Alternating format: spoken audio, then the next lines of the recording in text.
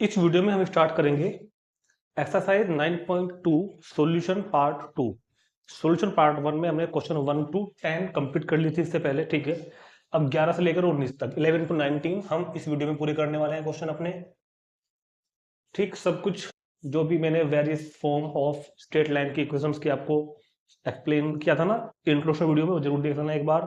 Part 1 आपने कर लिया होगा, पार्ट 2 पे चलते हैं। तो स्टार्ट करते हैं टाइम वेस्ट किए बिना क्वेश्चन नंबर 11, ठीक है। तो क्वेश्चन नंबर 11 में कहता है, 10 तक तो हमारे हो गए थे ना, हाँ ठीक है। Find the equation of a line, उस लाइन की इक्वेशन बताओ cut off equal intercept on the coordinate axis, जो कोऑर्डिनेट एक्सिस पर इक्वल इंटरसेप्ट कट करती है, and passes through the point 2,3 और पॉइंट 2 से जाती है। अब देखो यहाँ पे प्रॉब्लम आएगी कि हमको कौन सी वाली जो फॉर्म है इक्वेशन की वो लगानी है, horizontal line, vertical line, point slope form, point 2 points वाली इक्वेशन होती है एक, तो फिर एक होती है कि इंटरसेप्ट ऑन वाई एक्सिस, ठीक है, फिर होती है इंटरसेप्ट ऑन एक्सिस। देखो यहाँ पर जो इंटरसेप्ट की बात उसने की है ना, find the equation of a line that cuts of equal intercept on the coordinate axis. तो उसने ऐसा तो नहीं कहा ना कि जो इंटरसेप्ट कट किया है वो एक्स एक्सिस पर कट किया है, ऐसा तो नहीं लिखा स्पेशल।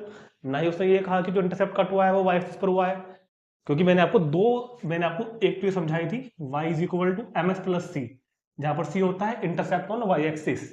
फिर एक थी हमारे पास y is equal to m into x minus d, ये कब थी, जब इंटरसेप्ट एक्स एक्सिस पर काटा गया हो। और एक थी x upon a plus y upon B is equal to 1, जब इंटरसेप्ट दोनों एक्सिस पर गिवन हो। तो यहाँ पर ना ही तो उसने इंटरसेप्ट ऑन वाई एक्सिस की बात करी, ना ही इंटरसेप्ट ऑन एक्स एक्सिस की बात करी, यहाँ बात कर रखी है इंटरसेप्ट ऑन बोथ एक्सिस की। तो हम ये वाली इक्वेशन प्रेफर करेंगे यहाँ पर, ठीक है। तो find the equation of a line that cuts of equal intercept on the coordinate axis and passes through the point 2,3। तो एक इसका स्केच देखते हैं, थोड़ा रफली था ये बनाना है, वैसे तो क्वेश्चन बनाना पड़ेगा आपको। तो ये तो हो जाएंगे एक्स एक्सिस वाई एक्सिस, ठीक। पॉइंट 2,3 की बात करिए उसने कि लाइन पास किससे हो रही है, 2,3 पॉइंट से।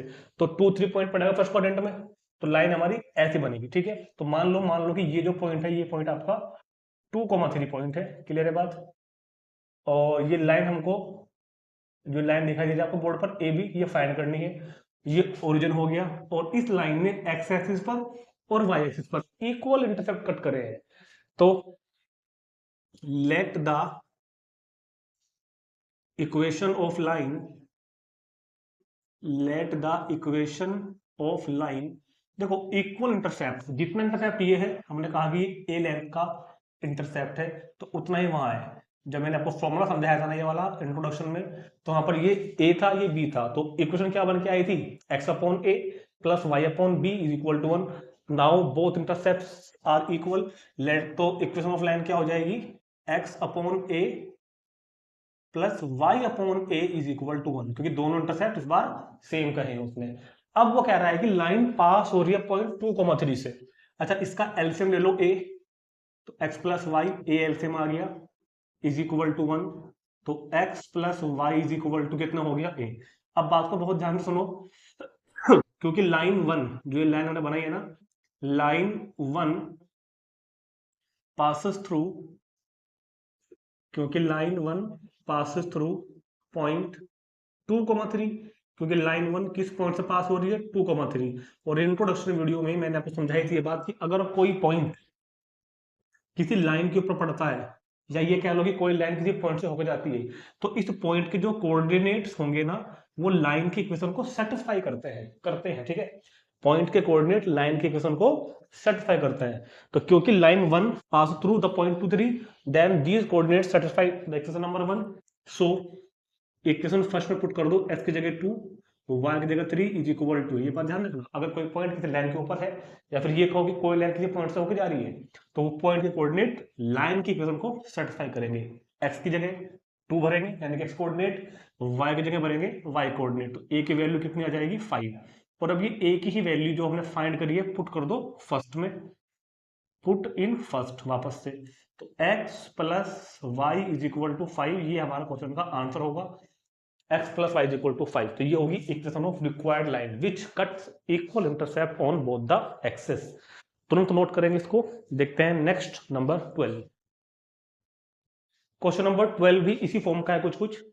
Find equation of the line passing through the point 2,2। इस बार जो लाइन पास हो रही है वो पॉइंट 2,2 से पास हो रही है। And cut intercept on the axis whose sum is 9। और एक्सिस पर, दोनों एक्सिस पर, यहां भी उसने कोई स्पेशल एक्स एक्सिस वाई की बात नहीं की, दोनों एक्सिस की बात कर रहा है वो। एक्सेस लिखा हुआ है, मान के दोनों एक्सिस एक्स भी और वाई भी, दोनों एक्सिस पर काटे गए जो इंटरसेप्ट है उनका जो सम है वो कितना है, 9। तो लेट इक्वेशन ऑफ लाइन, क्या कहेंगे, let the equation of line, let the equation of line x upon a plus y upon b is equal to 1। क्योंकि उसने क्या कहा है इस बार कि इस बार इक्वल इंटरसेप्ट तो कही नहीं, ये कहा है कि जो इंटरसेप्ट वो एक्स पर कट करती है उनका सम 9 है। तो एक्सिस पर काटे गए इंटरसेप्ट कौन कौन से हैं, ए और बी। ऑल्सो ये कंडीशन गिवन है हमारे पास कि ए और बी का जो सम है वो कितना है, 9। ये मान लो फर्स्ट इक्वेशन, ये मान लो सेकंड। तो इक्वेशन ऑफ लाइन तुमने मान ली इंटरसेप्ट फॉर्म वाली, क्योंकि उसने इंटरसेप्ट की बात की है हमसे इस वजह से, ठीक है। X upon a plus y upon B is equal to 1। और इंटरसेप्ट का जो सम है, ए और बी का जो सम है आपस में, वो कितना है, 9। अब वो कह रहा है कि this line first passes through the point 2,2। तो since line 1 passing through, since line 1 passing through the point 2,2, क्योंकि जो लाइन 1 है वो किस पॉइंट से पास हो रही है, 2,2 से। जो लाइन 1 है वो किस पॉइंट से पास हो रही है, 2,2 से। तो ये कोऑर्डिनेट्स इस इक्वेशन को सेटिस्फाई करेंगे ना। तो बाय फर्स्ट क्या होगा, x यानी कि 2 upon a plus 2 upon B is equal to 1। ठीक है, 2 upon a plus 2 upon B is equal to 1। अब सुनो, ये इक्वेशन है ए और बी में, ये भी इक्वेशन है ए और बी में। अब हम इन दोनों को सोल्व करेंगे, ए और बी की वैल्यूज आएंगी, उन वैल्यूज को यहाँ पुट कर देंगे तो हमारा आंसर बन जाएगा। ठीक है, तो उसके लिए काम करते हैं हम, 2 upon a plus 2 upon B. अच्छा, बी की वैल्यू यहां से निकाल लो थोड़ी देर के लिए। अगर आप देख रहे हो तो यहां से b की वैल्यू आएगी 9 माइनस ए। बी की वैल्यू क्या आएगी इधर से, 9 माइनस ए। तो 2 upon 9 minus a is equal to 1। अब इसको एलसीएम ले लो इसका, a LCM a into 9 minus a LCM. तो 2 की मल्टीप्लाई इधर कर दो तो 18 माइनस 2a प्लस 2a और is equal to 1। 2a cancel हो जाएगा तो 18 और ये पहुंच जाएगा इधर is equal to 9a minus a square, multiply भी कर दिया अंदर, इनको उधर लेके आओ तो ए स्क्वायर माइनस के 9a plus 18 is equal to 0। तो ये बन गई ए में क्वाड्रेटिक इक्वेशन, जिसको हमको फैक्टर वाइज वाले मेथड से सोल्व करना पड़ेगा, splitting the middle term. 6 plus 3 9 and 6 से 18। तो ऐसे नंबर जिनको ऐड करके तो आए 9 और मल्टीप्लाई करके आए 18, 6 और 3 होंगे। तो splitting the middle term method सबको बच्चों को आता ही है, तो मैं डायरेक्ट फैक्टर कर दे रहा हूं। उसके फैक्टर आएंगे a माइनस, वो आएंगे ना, फैक्टर्स आएंगे a minus 6 into a minus 3 is equal to 0। आपको फैक्टर पूरे करके दिखाने हैं, जो 4 लाइन होती है ना पूरी करके दिखानी पड़ेंगी यहाँ पर, तो सीखा था आपने 9th में। तो इनको रखो 0 के इक्वल, a माइनस 6 को भी रखो, a माइनस 3 को भी रखो। यहाँ से a की वैल्यू 6 और यहाँ से a की वैल्यू 3। तो दोनों ही वैल्यू हमको यहाँ पर कंसिडर करनी पड़ेंगी। याद रखना इस क्वेश्चन में तो दोनों वैल्यू पॉजिटिव आ गई। अगर इस तरह क्वेश्चन हम कर रहे हैं और ये की वैल्यू नेगेटिव आ रही हो तो हमको कंसिडर करनी है, और ये अगर फ्रैक्शनल में आ गई, पॉइंट में आ गई तो भी कंसिडर करनी है, क्योंकि हमें यहाँ पर कोई क्वांटिटी तो फाइंड नहीं कर रहे जो पॉजिटिव होती है, ये तो ए और बी फाइंड कर रहे हैं, इंटरसेप्ट तो नेगेटिव हो सकते हैं। ठीक है, तो अब हम इसको दो केस में क्वेश्चन को कंप्लीट करेंगे। Case first when a is equal to 6। जब a इज इक्वल टू 6 है तो फ्रॉम टू b कितना होगा, तो फ्रॉम टू b कितना होगा भैया, 9 माइनस a दैट इज 3। तो b कितना होगा 3। पुट इन फर्स्ट, ये चीज दोनों वैल्यू पुट कर दो फर्स्ट में। Put in first equation of line, जब आप इन दोनों वैल्यू को फर्स्ट में पुट करोगे तो इक्वेशन ऑफ लाइन क्या बन के आएगी, x upon a plus y upon B is equal to 1। ये आपका क्वेश्चन का पहला आंसर आ गया केस फर्स्ट के लिए, जब हमने ए की वैल्यू 6 ली है। आप आंसर यहां छोड़ दो, या इसको स्टैंडर्ड फॉर्म में ले आओ, ठीक है। अच्छा, स्टैंडर्ड फॉर्म में लाने के लिए या तो एलसीएम ले लो या इनका जो एलसीएम होगा उससे मल्टीप्लाई कर दो। 6 का और 3 का एलसीएम क्या होता है, 6 होता है ना, तो 6 से मल्टीप्लाई कर दो पूरे को। 6 से मल्टीप्लाई करोगे तो यहाँ हो जाएगा x, 6 से यहाँ मल्टीप्लाई करोगे तो 2y, 6 से यहाँ मल्टीप्लाई करोगे तो 6, और स्टैंडर्ड फॉर्म क्या होती है, x plus 2y minus 6 is equal to 0। तो ये हमारी रिक्वायर्ड इक्वेशन की, सॉरी एक रिक्वायर्ड लाइन की इक्वेशन आ गई। अब देखेंगे केस सेकंड। केस सेकंड क्या है, when a is equal to 3, यदि हम a की वैल्यू 3 ले, ठीक है, तो फ्रॉम सेकंड से पहले b फाइंड होगा, फ्रॉम सेकंड से पहले b फाइंड होगा, b is equal to 9 minus 3 that is b is equal to 6। तो इस बार b 6 हो गया, a 3 हो गया, put in first, in value को पुट करो इन फर्स्ट में। तो इक्वेशन ऑफ लाइन, तो equation of line x upon a means 6 plus y, sorry a upon x upon 3 y upon 6 is equal to 1। यहां छोड़ दो, या तो या स्टैंडर्ड फॉर्म में कन्वर्ट करो बाय मल्टीप्लाई 6, तो 6 से मल्टीप्लाई करो, ये क्या बना दिया, 6 से मल्टीप्लाई करोगे तो 2x, 6 से मल्टीप्लाई करोगे तो y, 6 से मल्टीप्लाई करोगे तो 6, तो क्या हो जाएगा ये 2x minus y, 2x plus y minus के 6 इज इक्वल टू 0। ये इसका आंसर हो गया। तो इस तरह हमारा क्वेश्चन कंप्लीट। तो पहले हमने क्या किया, देख लेते हैं एक बार थोड़ा सा कि इक्वेशन मानो x upon a plus y upon b is equal to 1, और इंटरसेप्ट जो सम था वो था 9, so b is equal to 9 minus a। So line 1 passes through the point 2,2, तो बाय फर्स्ट क्या होगा, पॉइंट वहां पुट कर देंगे 2 upon a plus 2 upon b is equal to 1। फिर यहां से हमने b की वैल्यू फाइंड करी और इक्वेशन बनाई, a में एक दो वैल्यूज आई, उन दोनों वैल्यूज को हमने केस फर्स्ट केस सेकंड में रखकर b फाइंड किया, a ये रहा b ये रहा, ऐसे यहाँ पर a ये रहा और b ये रहा। फिर इन दोनों वैल्यूज को हमने जो यहाँ पर फाइंड करी है a और b की, फर्स्ट में रख के इक्वेशन फाइंड कर ली, ऐसे सेकंड की। चलो ठीक है, नोट करेंगे इसको। देखते हैं क्वेश्चन नंबर 13।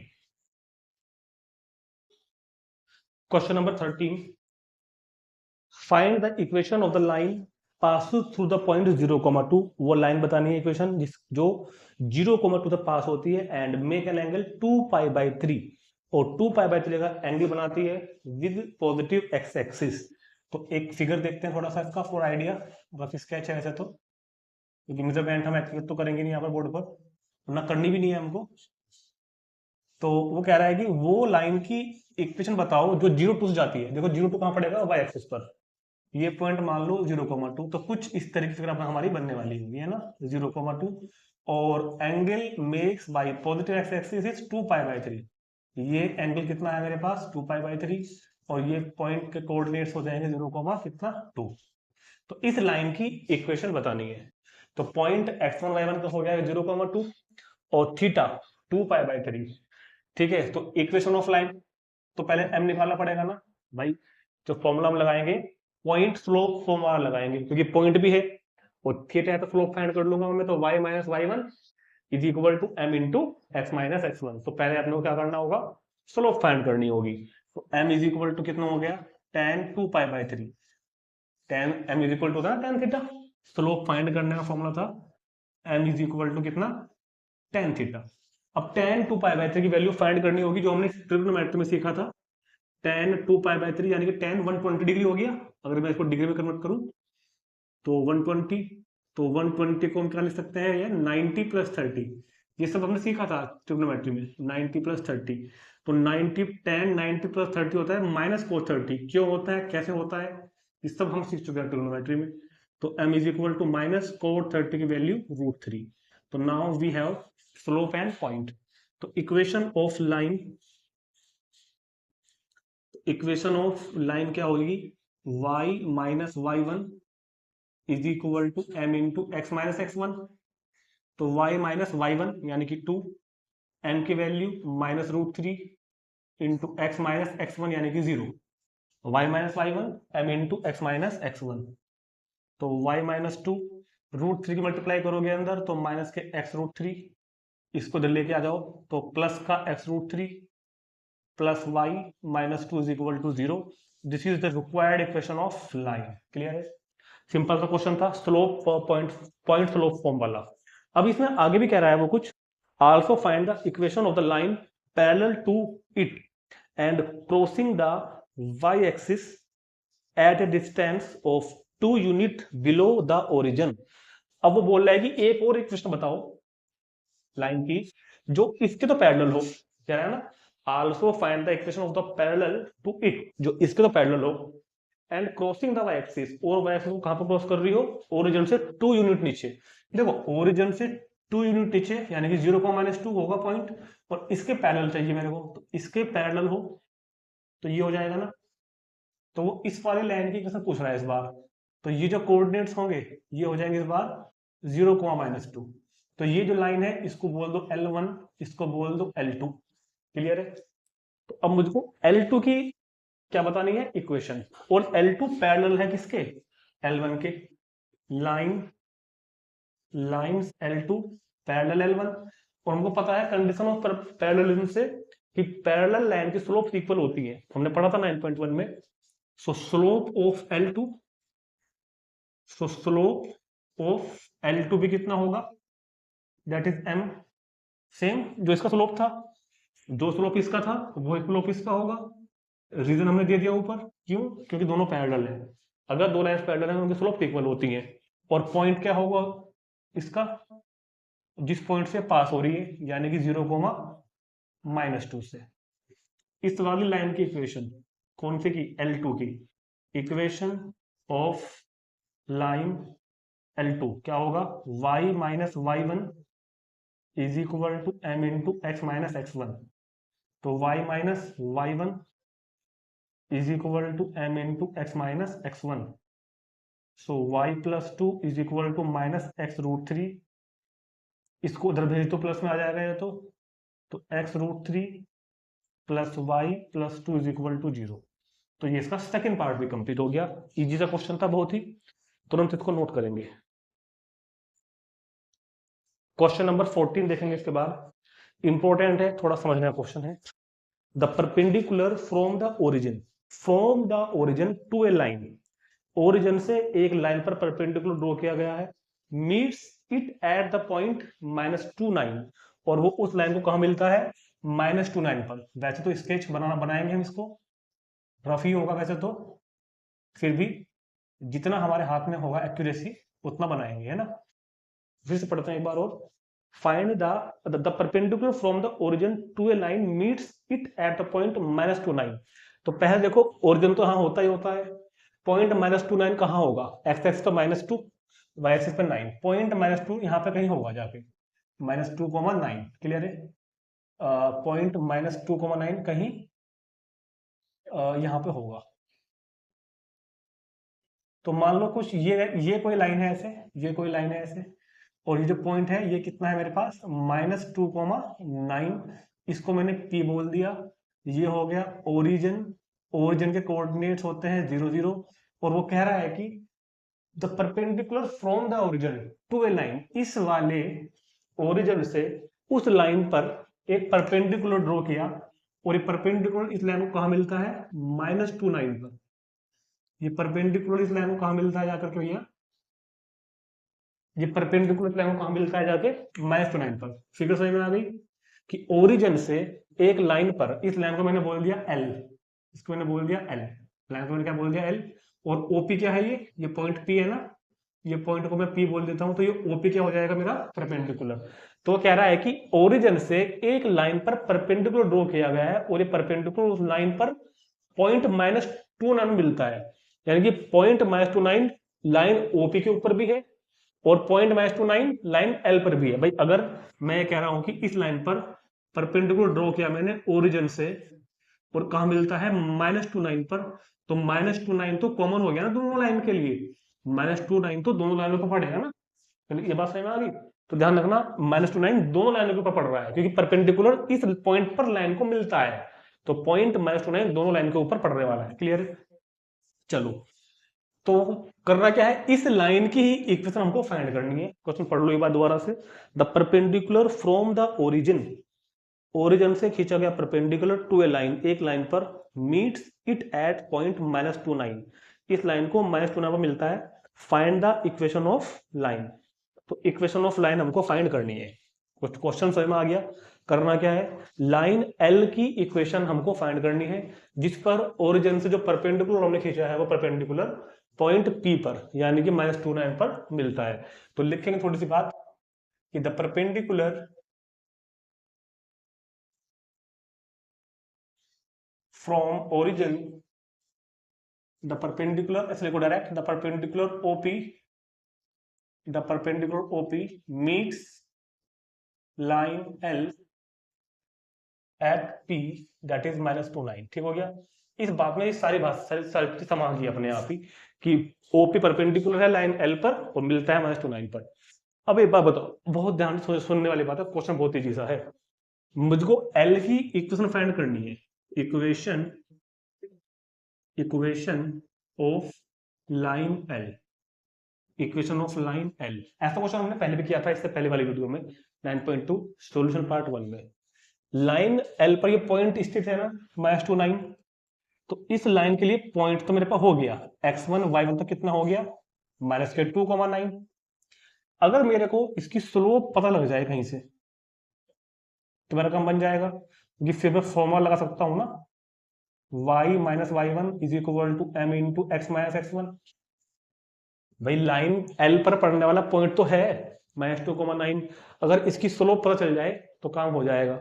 अब इसकी स्लोप कैसे पता लगेगी, हम स्लोप फाइंड करेंगे पहले ओपी की, slope of OP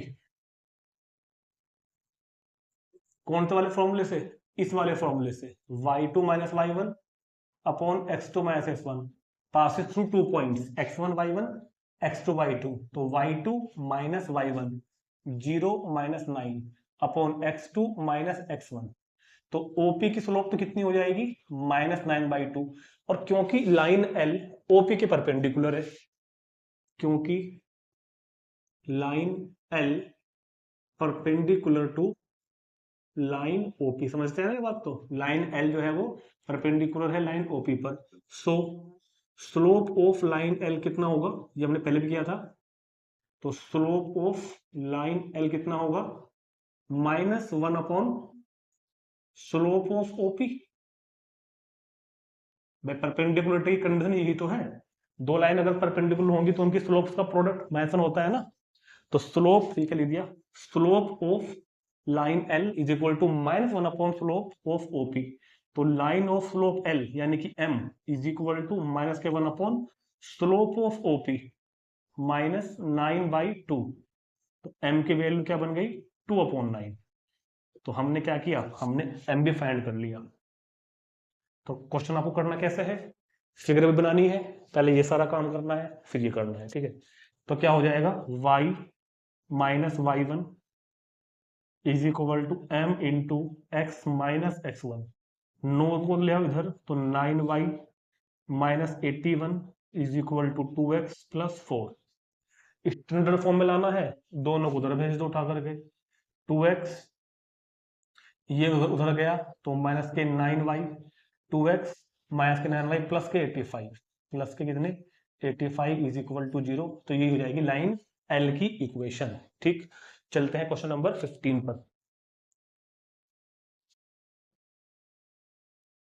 question number 15 देखो, ये क्वेश्चन थोड़ा वर्ड प्रॉब्लम बेस्ड है, 15 16 दोनों एक तरीके के ही हैं, और अक्सर बच्चे इन क्वेश्चन को छोड़ देते हैं ये मान के कि ये तो टॉपिक से कुछ अलग हो गया, आएगा नहीं, मगर केस स्टडी में क्वेश्चन ऐसे आने लगे हैं, अब ध्यान रखना, तो इंपॉर्टेंट मानना पड़ेगा आपको। The length L in centimetre, length L जो क्वेश्चन में L होगा वो लेंथ को डिनोट करेगा सेंटीमीटर में, और फिर कॉपर रोड, कॉपर की रोड है, यदि linear function it Celsius temperature C note करेगा सेल्सियस टेम्परेचर को। तो क्वेश्चन में L एक कॉपर रोड की लेंथ है और C उसका टेम्परेचर है। इन एन एक्सपेरिमेंट, एक एक्सपेरिमेंट में if L is equal to 124.942 तो when C is equal to 20, अगर L इतना है तो C इतना होगा, एंड अगर L इतना है तो C इतना होगा, दे रखा है क्वेश्चन, सिंपल सी बात है वैसे तो कह रहा है कि express L in terms of C, तो L को C के टर्म्स में एक्सप्रेस करो। तो एक कॉपर रोड है, कॉपर रोड में की लेंथ को L से सेंटीमीटर में और टेम्परेचर को सेल्सियस में C से डिनोट किया गया है। जब C की वैल्यू है कोई ना कोई, तो कोरस्पॉन्डिंग वैल्यू दे रखी है L की, दो बार में, दो केस में। तो हमको क्या करना है, एल को एक्सप्रेस करना है इन टर्म्स ऑफ सी। ठीक है, तो इसके लिए क्या करना होगा, हमें पहले इस क्वेश्चन को ना कार्टेशियन प्लेन में तब्दील करना पड़ेगा, कन्वर्ट करना पड़ेगा मतलब। तो हमने कहा let assuming C along the x axis, जो हम अब तक हम एक्स एक्सिस जिसको बोले थे ना, जो हम एक्सिस एक्सिस होता था वो है तो एक्स एक्सिस ही, बस उसको एक बार आप सी से डिनोट कर दो, या छोड़ो चलो आप कंफ्यूज ना हो, एक्स एक्सिस ही लिख दो क्योंकि हमने ऊपर तो लिख दिया। और तो एक्स एक्सिस के अलोंग तो सेल्सियस सी डिनोट किया गया है, सेल्सियस, क्लियर है। और वाई एक्सिस के अलोंग हमने लेंथ को रिप्रेजेंट कर दिया। वैसे ही फ्रेम बनाना भी नहीं है, तो मैं वैसे हटाऊंगा, वैसे समझा के बना रहा हूँ कि let assuming C along the x axis, Celsius temperature को हमने एक्स एक्सिस के अलोंग और लेंथ को वाई एक्सिस के अलोंग, उल्टा भी कर सकते हैं, कोई दिक्कत नहीं है, ठीक है। We have 2 points in x y plane, तो ऐसा करने पर हमको एक्स वाई प्लेन में 2 पॉइंट मिलेंगे जो उसने गिवन कर रखे हैं, वो लिख दो उठा के, सी की वैल्यू रखी दोनों, और सी के साथ साथ कोरोस्पोंडिंग वैल्यूज गिवन किसकी है, एल की।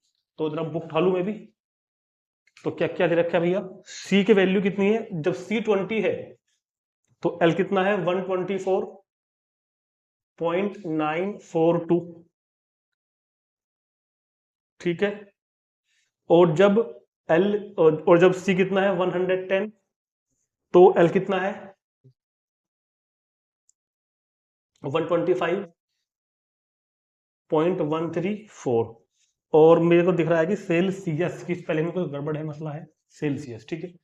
तो क्या करना है हमको, तो ये पॉइंट बन गए। तो पॉइंट कैसे बने वाले, जैसे हम जब हम एक्स वाई पहले बात करते हैं तो पॉइंट लिखते हैं एक्स वाई की फॉर्म में, लिखते हैं ना x1 y1, राइट। तो अब ये पॉइंट लिखा जाएगा सी की फॉर्म में, C1 L1, C1 L1, यानी कि ये x1 y1 लिखा हुआ है, C2 L2, C2 L2।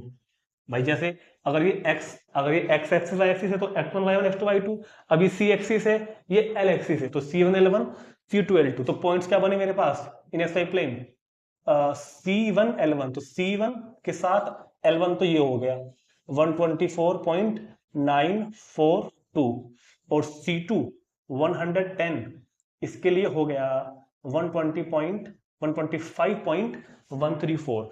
अब हमको क्या करना है, एक्सप्रेस करना है L को इन टर्म्स ऑफ C। तो हमको इनके बीच में एक लीनियर इक्वेशन बनाना पड़ेगा। और मैंने आपको बताया था कि लीनियर की एक स्ट्रेट लाइन की इक्वेशन क्या होती है, लाइन पे पड़ने वाले इनफाइनाइट पॉइंट्स में से जो पॉइंट के एक्स और वाई कोऑर्डिनेट के बीच का रिलेशन है उसको बोलते हैं equation. So relation between L and C given by, तो L एंड C के बीच का रिलेशन कैसे होगा, L और C के बीच का रिलेशन यहाँ पे कैसे फाइंड करेंगे, so relation between L and C given by the equation passes through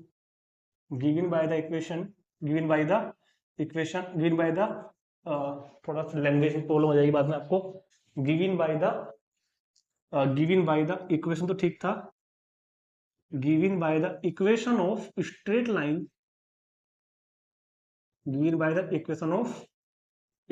line passing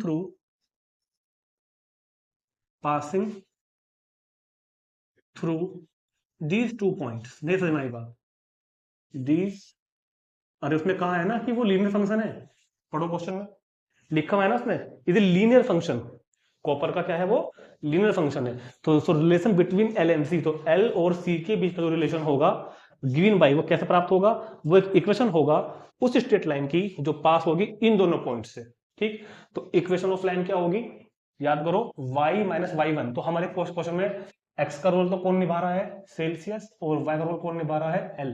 तो क्या होगा y minus y1 equation of line passing through 2 points is equal to y2 minus y1 upon x2 minus x1 into x minus x1। वो चीज हमने लिख दी C और L में, x y को ये मानते हुए, y minus y1 is equal to y2 minus y1 upon x2 minus x1 into x minus x1। रखो वैल्यू L माइनस कितना L1 कितना है 0.942 is equal to L2 minus L1, तो 125.134 माइनस 124.942 और अपॉन में 110 और माइनस 20 और सी माइनस कितना C1, सी माइनस कितना C1, सो L माइनस 124.942। जब इस वैल्यू में से 125.134 में से इसको माइनस करोगे तो आएगा 0.192, 0.192 अपॉन कितना 90 और इनटू C माइनस 20, तो L minus 124.942 is equal to 0.192 को जब 90 से डिवाइड करोगे, या करोगे भी क्यों, एक मिनट डिवाइड करने की कोई जरूरत नहीं है, आंसर तो ऐसे आ रहा है, मैं देखा था अभी कुछ नहीं करना, इस वाली वैल्यू को उधर भेज दो पॉजिटिव में, तो L इज इक्वल टू हो जाएगा 0.192 अपॉन 90 और ब्रैकेट में कितना था C माइनस 20 उधर लिखा हुआ है, ये भेज दो प्लस में, प्लस 124.942, तो ये हमने कन्वर्ट कर दिया L in the terms of C, L को हमने फाइंड कर दिया C के टर्म्स में, ठीक है, बस इतना एक आंसर करना था। वैसे तो बहुत ही कम चांस है कि क्वेश्चन पेपर में आए, मगर अब केस स्टडी का जमाना आ गया ना, तो आने लगे अभी, ठीक है। तो अब रह गया हमारा क्वेश्चन नंबर 16, वो भी ऐसा ही है, देखते हैं इसके बाद तुरंत। अब देखते हैं क्वेश्चन नंबर 16, और ये क्वेश्चन नंबर 16 भी ना बिल्कुल 15 के जैसा ही वर्ड प्रॉब्लम बेस्ड है, और केस स्टडी में अब क्वेश्चन ऐसे आने लगे हैं, तो बिल्कुल भी इसको अवॉइड ना करना कि छोड़ देंगे, बिल्कुल नहीं, करना ही पड़ेगा, ठीक है। कहता है कि the owner of a milk store finds that, एक मिल्क स्टोर, दूध की दुकान, डेयरी, जो डेयरी वगैरह होती है ना, उसका कोई ओनर है, he can sell 980 litres of milk each week at ₹14 per litre, वो पर वीक 980 लीटर मिल्क सेल करता है 14 रुपए पर लीटर के रेट से, ठीक है। And 1220 litre of milk each week at ₹16 per litre, तो दो मिल्क की क्वांटिटी दे रखी है और उन दोनों के रेस्पेक्टिव रेट दे रखे हैं। कहता है कि assume a linear between selling price and demand, in selling price जो है कि पर लीटर वाला, कि जितने रुपए पर लीटर दूध बिक रहा है, बेच रहे हैं वो लोग, और जितनी दूध की डिमांड है, जितनी खपत हो रही है, उन दोनों के बीच में एक लीनियर रिलेशनशिप, यानी कि एक लीनियर इक्वेशन को हमको फॉर्म करनी है, बनानी है। Could be sell weekly at ₹17 per litre, तो दो बातें पूछी है उसने, assuming a linear relationship between selling price and demand, selling price जितना पर लीटर दूध का रेट है, और डिमांड जितनी दूध की डिमांड है, जो खपत है, उसके बीच में एक रिलेशनशिप अपने को ऑब्टेन करना है, लीनियर रिलेशन। एंड क्या क्या बोल रहा है कि how many litres could he sell weekly at ₹17 per litre, ₹17 per litre के रेट से वो कितना दूध बेच सकता है, ठीक है। तो दो उसने हमको दूध की क्वांटिटी दे रखी है लीटर्स में, उन दोनों के रेस्पेक्टिव रेट दिए हुए हैं, और एक तीसरे वाले का रेट दिया हुआ है जिसका हमको डिमांड बताना है, ठीक है। तो यहाँ पे क्वेश्चन दो चीजें हैं, एक तो चीज यहाँ पे है सेलिंग प्राइस, एक यहाँ पे है डिमांड। तो हमने क्या किया, वैसे तो एक्स एक्सिस और वाई एक्सिस को ड्रॉ करना बनता नहीं है, मतलब बनता तो है मगर जरूरत नहीं है, लेकिन फिर भी थोड़ा समझना पड़ेगा ना। देखो दो चीजें क्वेश्चन में है, एक तो है सेलिंग प्राइस, क्लियर है, और एक है डिमांड। क्वेश्चन के अंदर दो चीजें हैं, एक तो दूध का सेलिंग प्राइस है पर लीटर, और एक इसकी डिमांड है, एक तो सेलिंग प्राइस है और इसका क्या है हमारे पास भैया, कितना है, डिमांड भी है। अब सुनो, करना क्या है अपने को, हमने कहा कि एस्यूमिंग selling price per litre along the x axis, selling price को हमने एक्स एक्सिस के अलोंग मान लिया, और डिमांड को हमने मान लिया वाई एक्सिस के अलोंग, तभी तो एक लीनियर रिलेशन बन के आएगा ना इनके अंदर, जब हम सेलिंग प्राइस और डिमांड के बीच में एक लीनियर स्ट्रेट लाइन ड्रॉ कर देंगे। तो assuming selling price per litre along the x axis, ये बात लिखनी जरूरी है कि एक्स एक्सिस के अलोंग हमने सेलिंग प्राइस को मान लिया, and demand along the y axis, demand को हमने मान लिया एक्स एक्सिस के वाई एक्सिस के along. So we have 2 points, हमारे पास ये 2 पॉइंट बन के आए। कैसे बन के आए, देखो ये इतना दूध पर वीक बिकता है और इतने रेट से बिकता है, उसको ये पहला देखो, ये सेलिंग प्राइस है, ये सेलिंग प्राइस है और ये डिमांड है, तो एक्स कोऑर्डिनेट सेलिंग प्राइस बन जाएगा, क्योंकि हमने एक्स एक्सिस के अनुरूप माना है सेलिंग प्राइस को, वो वाई एक्सिस के अनुरूप हमने माना है डिमांड को, तो वाई कोऑर्डिनेट डिमांड बन जाएगा एज पर जैसा कि क्वेश्चन में उन्होंने हमसे कहा भी है। क्या कहा है? The owner of a milk store find that he can sell 980 litre of milk each week at ₹14 per litre, तो ₹14 पर लीटर के रेट से 980 लीटर दूध पर वीक सेल कर रहे हैं, और दूसरी कंडीशन में ₹16 पर लीटर के हिसाब से इतना दूध पर वीक सेल कर रहे हैं। तो we have 2 points in x y plane, तो हमारे पास एक्स वाई प्लेन में 2 पॉइंट्स बन के आ गए। अब जो वो हमसे सेलिंग प्राइस और डिमांड के बीच में क्या पूछ रहे हैं, लीनियर रिलेशनशिप, वो एक्चुअल में उस स्ट्रेट लाइन की इक्वेशन होगी जो इन दोनों पॉइंट से पास होगी। ठीक है, तो इन दोनों पॉइंटों से पास होने वाली इक्वेशन ही सेलिंग प्राइस और डिमांड के बीच का रिलेशनशिप कहा जाएगा। ठीक है, तो द लीनियर रिलेशनशिप लिखा भी है मैंने, the linear relationship between selling price and demand, right, the linear relationship between selling price and demand is the equation of the line passing through these 2 points, उस लाइन की equation होगी जो इन दोनों point से पास होगी। तो थोड़ी देर के लिए क्या कर लेते हैं, इस वाले पॉइंट को हम मान लेते हैं x1, y1, x1, y1 तो कितना बना 14, 980, और x2, y2 कितना बना, x2, y2 कितना बना, ये 16, इतना। ठीक है, तो इक्वेशन ऑफ लाइन क्या हो जाएगी, जो हमको पता नहीं है, इक्वेशन ऑफ लाइन, तो इक्वेशन ऑफ लाइन हो जाएगी हमारे पास y minus y1 is equal to y2 minus y1 upon x2 minus x1 into x minus x1, so y minus 980 is equal to y2 minus y1 upon x2 और x2 minus x1 into x minus x1। ठीक हो गया, तो y minus 980, ये कितना बचेगा 0, और 22 और 2 24, 240, 16 में 14 गए तो 2, और x माइनस 14, तो y minus 980 is equal to 120 into x minus 14। तो यही जो है ये क्या है, linear relationship between x and y, यानी कि सेलिंग प्राइस एंड डिमांड, यही जो है सेलिंग प्राइस और डिमांड के बीच में क्या है, लीनियर रिलेशनशिप, यानी कि एक्स वाई के जो एक रिलेशन बन के आ गया ना, यही है। तो पिछले क्वेश्चन में तो उसने हमसे लीनियर रिलेशनशिप पूछा था, तो हमने यहाँ छोड़ दिया था, मगर इस क्वेश्चन में तो उसने हमसे कुछ और पूछा है। उसने कहा है कि अगर how many litres could he sell weekly as rupees कितना 17 पर लीटर, 17 पर लीटर। तो एक काम और कर लो, y is equal to 120 into x minus 14, 90 को इसको 980 को इधर भेज दो, 980 को हमने इधर भेज दिया।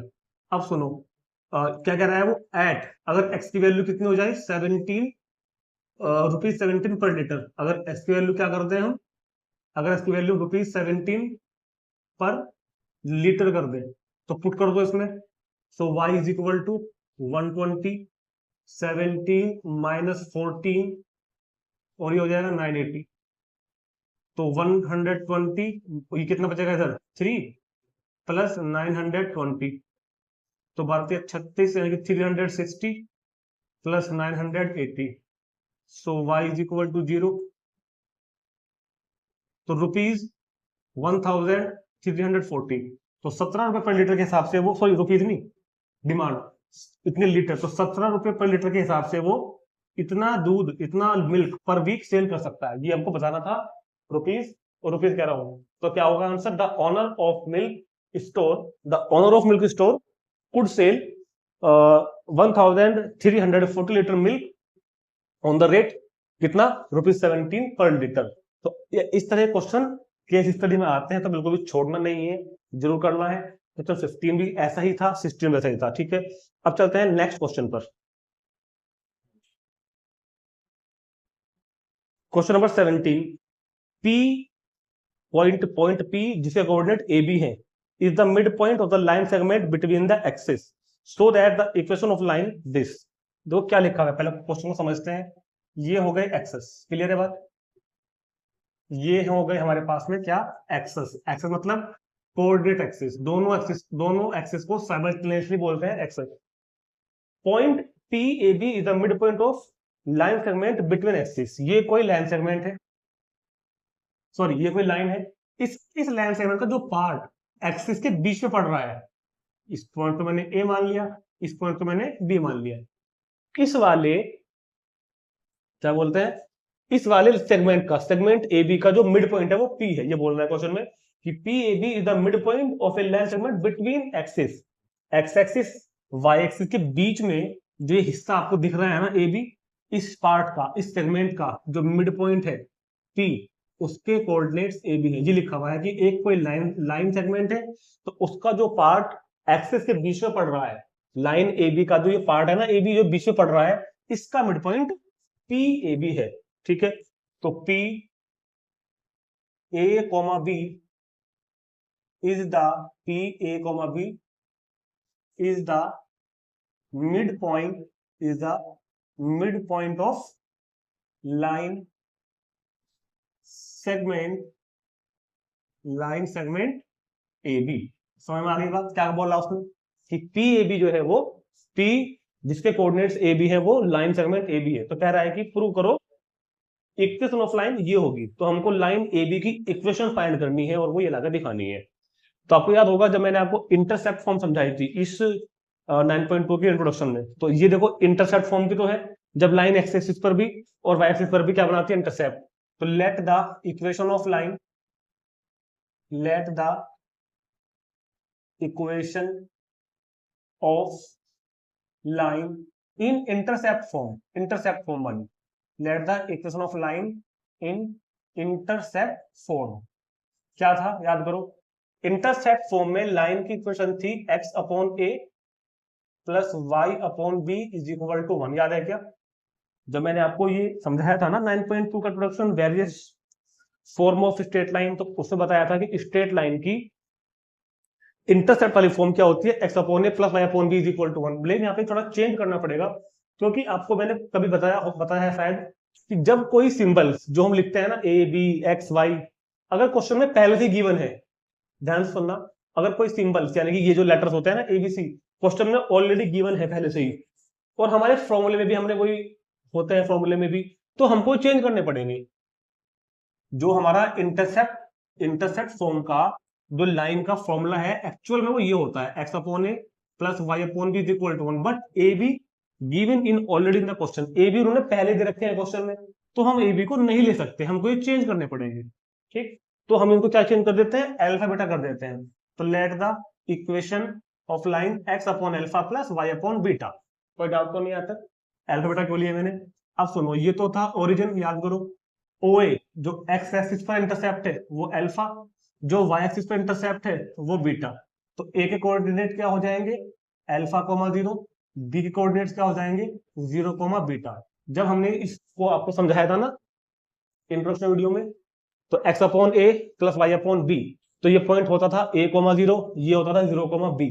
अब हमने माना है अल्फा और बीटा, तो ये अल्फा 0 होगा, ये 0 कोमा बीटा होगा। तो क्या कह रहा था वो यार, हमने क्या कहा, हमने लाइन की इक्वेशन क्या मान ली, x upon alpha plus y upon beta is equal to 1, ये लाइन है और हमको इसकी इक्वेशन फाइंड करनी है। क्या कह रखा है कि P is the mid point of A B. अब सुनो, क्योंकि P is the mid point of A B, P क्या है, ए बी का मिड पॉइंट है, तो मिड पॉइंट फॉर्मूला लगाओ। मिड पॉइंट फॉर्मूला क्या होता है, by mid point formula, by mid point formula. याद करो मिड पॉइंट फॉर्मूला, ये जो मिड पॉइंट के कोऑर्डिनेट्स हैं ये कैसे आए होंगे, मिड पॉइंट के कोऑर्डिनेट कैसे आए होंगे, x1 plus x2 by 2, x1 plus x2 by 2 comma y1 plus y2 by 2, y1 plus y2 by 2। ये तो होता है भाई mid line segment A B का मिड पॉइंट के कोऑर्डिनेट कैसे आए होंगे, x1 plus x2 by 2, x1 plus x2 by 2 comma y1 plus y2 by 2, तब जाके क्या आया होगा ए बी। तो a comma b is equal to alpha by 2 comma beta by 2 implies that first coordinate रखो पहले के इक्वल, तो a is equal to alpha upon B 2। Second रखो सेकंड के इक्वल, तो b is equal to beta by 2। यहां से alpha की वैल्यू क्या आ जाएगी 2a, बीटा की वैल्यू क्या आ जाएगी 2b। और अब इन दोनों वैल्यूज को, अल्फा और बीटा को पुट कर दो इन इक्वेशन फर्स्ट। तो पुट इन इक्वेशन फर्स्ट, तो x upon a, sorry x upon alpha, alpha means 2a plus y upon beta, beta means 2b is equal to 1। और इसको multiply 2 से कर दो, पूरी लाइन को, है ना। जब 2 से मल्टीप्लाई करोगे तो x upon a plus y upon B is equal to 2। और यही हमको प्रूव करना है। तो इक्वेशन ऑफ लाइन, यानी कि लाइन सेगमेंट एबी की इक्वेशन क्या हो जाएगी, x upon a plus y upon B is equal to 2। तो इंपॉर्टेंट क्वेश्चन था, तुरंत नोट करेंगे। क्वेश्चन नंबर 8, बिल्कुल पहले वाला क्वेश्चन जो अभी किया बिल्कुल सेम वैसा ही है। बस इस जो क्वेश्चन अभी किया था ना हमने, वहां पर जो P था वो लाइन सेगमेंट एबी का मिड पॉइंट था। इस बार R जो है ना HK, वो मिड पॉइंट नहीं है, वो लाइन सेगमेंट को 1:2 में डिवाइड कर रहा है। देखो ध्यान से समझाता हूं मैं अभी। इस बार क्या है कि ये हमारे पास x एक्सिस हो गया, ये y एक्सिस हो गया, और बिल्कुल पहले वाले क्वेश्चन की तरह ये एक लाइन हो गई जिसका लाइन सेगमेंट जो है ये वाला ए बी एक्सिस के बीच पड़ रहा है, बिल्कुल पहले क्वेश्चन की तरह। पहले वाले में पॉइंट पी को उसने मिड पॉइंट बोला था, इस बार वो कह रहा है कि पॉइंट है कोई आर एच कोमा के, यहां मान लो कोई पॉइंट है आर एच कोमा कितना के, और जो पॉइंट आर एच कोमा के है ना, ये लाइन सेगमेंट ए बी को के को 1:2 में डिवाइड करता है, 1:2 में इसको डिवाइड कर रहा है। ठीक है, ये अपना ओरिजिन का पॉइंट हो गया। तो क्या करना है, find the equation of the line. तो let the equation of line, let the equation of line, इस बार तो सिंपल मान लें अपना x upon a plus y upon B is equal to 1। पूछो क्यों, क्योंकि भैया पिछले क्वेश्चन में तो ए बी उसने यहाँ पे दिए हुए थे कोऑर्डिनेट्स, तो हम ए बी नहीं मान सकते थे, हमने अल्फा बीटा मान ली। बट इस बार तो ए बी नहीं दे रखा ना, एच के दिया हुआ है ना, तो मान सकते हैं। तो ये डिस्टेंस होती है ए, तो ये कोऑर्डिनेट हो जाएंगे a, 0। ये डिस्टेंस होती है b, तो ये कोऑर्डिनेट्स हो जाएंगे 0, b। और ये कह रहा है क्वेश्चन में कि जो पॉइंट r है, point r divides A B, point r divides A B in the ratio, in the ratio कितना 1:2। पिछले क्वेश्चन में जो पॉइंट p था वो ए बी का मिड पॉइंट था, तो हमने मिड पॉइंट फॉर्मूला यूज किया था। इस बार r इसको डिवाइड कर रहा है 1:2 में, तो हम सेक्शन फॉर्मूला यूज करेंगे, क्लास 10th वाला सेक्शन फॉर्मूला। ठीक है, तो 4 सेक्शन फॉर्मूला के लिए हमारे पास एक तो x1 y1 होना चाहिए, एक x2 y2 होना चाहिए। x1 y1 तो कितना हो गया a, 0, x2 y2 कितना हो गया 0, b। और जो रेशियो है m1 m2, वो कितना है रेशियो इस बार, कितना है 1, 2। और जो पॉइंट इसको डिवाइड कर रहा है r के कोऑर्डिनेट क्या है h, k। तो r वो पॉइंट है जो लाइन सेगमेंट AB को 1:2 में डिवाइड करता है इंटरनली। तो बाई सेक्शन फॉर्मूला, तो क्या होगा भैया, by section formula, by section formula याद करो क्या था कि जो h के कोऑर्डिनेट आए रहे होंगे वो कैसे आए रहे होंगे, m1 x2 plus m2 x1 upon m1 plus m2 से, coma m1 y2 plus m2 y1 upon m1 plus m2, ऐसे तो आए होंगे कोऑर्डिनेट्स। सेक्शन फॉर्मूला यूज करके तो आया होगा आर एच कोमा के भाई। तो h कोमा के m1 कितना है 1, x2 कितना है 0, m2 कितना है 2, x1 कितना है a upon m1 plus m2, ऐसे ही m1 y2 m2, और ये हो गया आपका y1, m2 कितना है 2। ठीक है जी साहब, और 1 प्लस कितना 2, तो h कोमा के तो 0, और ये हो जाएगा 2a अपॉन 3, और ये हो जाएगा b अपॉन 3। तो पहला रखो पहले के इक्वल, मतलब कि h इज इक्वल टू तो हो जाएगा 2a/3 के, और k हो जाएगा b/3। यहां से a की वैल्यू क्या आ जाएगी, a की वैल्यू 3h/2, और b की वैल्यू क्या आ जाएगी यहां से 3k। a भी आ गया पिछले क्वेश्चन की तरह हमारे पास, b भी आ गया। पुट इन फर्स्ट, a और b की वैल्यू कर दो, पुट इन कितना first. So put in equation first x/a, ठीक है, a means 3h/2, x/a plus y/b is equal to कितना 1, x/a plus y/b is equal to कितना 1। ये 2 पहुंच जाएगा ऊपर, तो 2x/3h, चाहे तो यही छोड़ दो आंसर, चाहे तो इसको एलसीएम वगैरह लेकर सोल्व कर लो, हो सकता है पीछे एलसीएम ले रखा हो, कोई प्रॉब्लम नहीं है। एलसीएम लेकर सोल्व कर दो, स्टैंडर्ड फॉर्म में ले आओ, ax plus y plus C is equal to 0 में, चाहे तो यही छोड़ दो, मुझे लगता है उन्होंने सोल्व किया हुआ होगा, नो प्रॉब्लम, आप यहीं छोड़ देना, कोई दिक्कत नहीं है, ठीक है। चलो जी, तुरंत नोट करेंगे, देखते हैं number 19।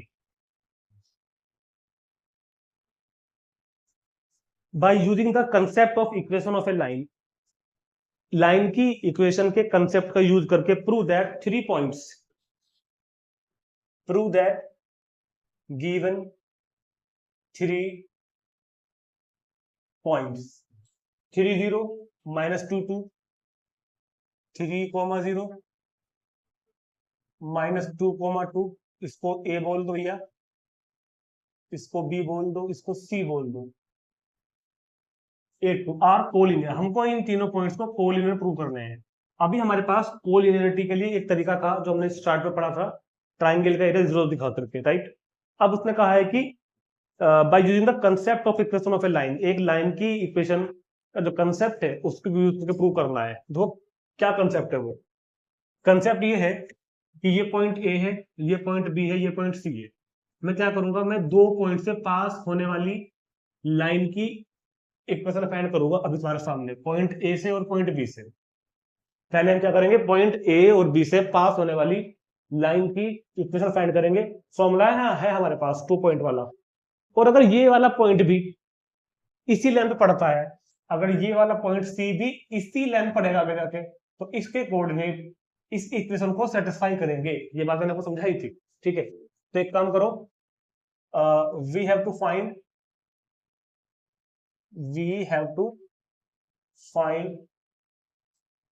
equation, we have to find equation of line passing through, we have to we have to find equation of line passing through the points, passing through the points A and B। पहले हम क्या करते हैं भैया, A और B से पास होने वाली लाइन की इक्वेशन फाइंड करते हैं, कैसे, फॉर्मूले से।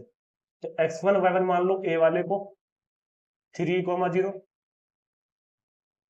x2 y2 मान लो दूसरे वाले को -2, -2, और इक्वेशन क्या होगी, y minus y1 is equal to y2 minus y1 upon x2 minus x1 into x minus x1।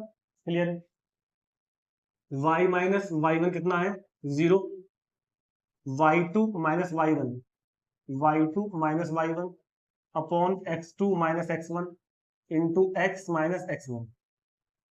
तो y इज इक्वल टू कितना हो गया, -2 upon -5 into x -3, minus minus cancel, 5 इधर ले आओ, तो 5y is equal to x -6, 5y को भी इधर भेज दो, तो 2x माइनस के 5y -6 इज इक्वल टू 0। तो हमने क्या किया, पहले हमने लाइन ए बी की इक्वेशन फाइंड कर दी।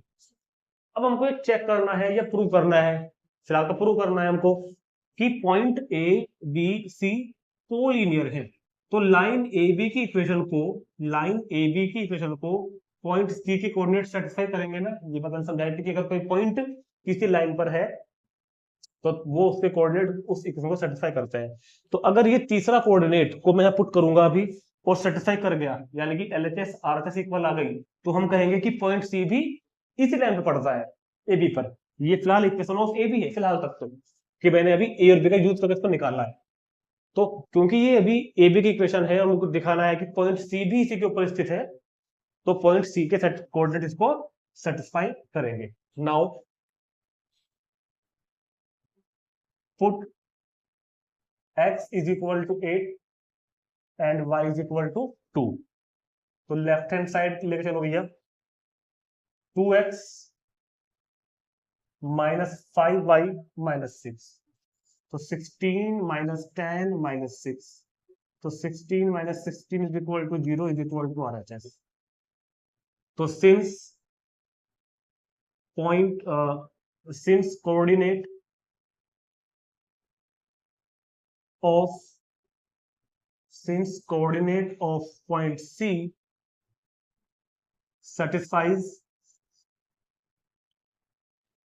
satisfied the equation first मान लो इसको कि coordinate of point C satisfied the equation first, so points A, B and C are collinear, right. तो ये तरीका होता है concept of equation of line वाला। ठीक है, उम्मीद कर रहा हूँ कि आपको ये क्वेश्चन और ये पूरी एक्सरसाइज समझ में आ गई होगी। तो जैसा भी इसको आपने फील किया हो कमेंट करके बताना, कोई कमी रह गई हो तो बताना, जितना भी हो सके इसको शेयर करना आगे अपने फ्रेंड्स को। अब हम मिलते हैं नेक्स्ट टॉपिक में 9.3 के इंट्रोडक्शन में। तो जल्दी ही मिलेंगे एक्सरसाइज 9.3 की इंट्रोडक्शन में नेक्स्ट वीडियो में। Thank you.